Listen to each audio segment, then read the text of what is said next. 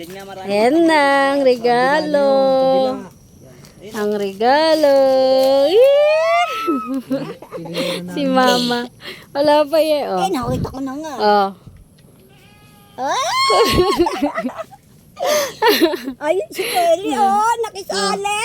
Oh. Diba? Wow, ang ganda talaga. Naku, maganda na naman ako nito. Kabilag. Ay.